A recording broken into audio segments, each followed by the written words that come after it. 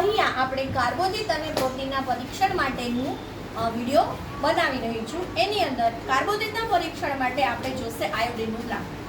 અને અહીંયા મેં વિવિધ પદાર્થો લીધેલા છે, જેમ કે ભાત છે, રોટલી છે, બાજરાનો લોટ છે, જુવારનો લોટ છે, મકાઈ છે, ચણાનો લોટ, દૂધ છે, ભીંડા છે.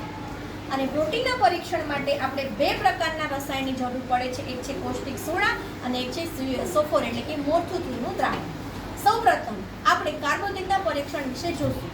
કાર્બોદિતના પરીક્ષણ કરવા માટે આપણે પદાર્થ ઉપર આયોડિનનું દ્રાવણ નાખતા જો એની અંદર કાળાશ પડતો રંગ જોવા મળે છે તો એનો મતલબ એમ છે, તમે જોઈ શકો છો અહીંયા કે અહીંયા છે એ ભાત છે, ભાતની અંદર મેં આયોડિનનું દ્રાવણ નાખેલું છે તો એની અંદર રંગ પરિવર્તન જોવા મળે છે, એટલે કે એની અંદર કાર્બોદિત હાજર છે.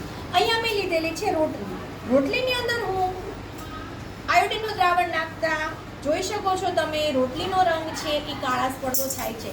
એનો મતલબ એમ કે એની અંદર પણ કાર્બોદિત હાજર છે.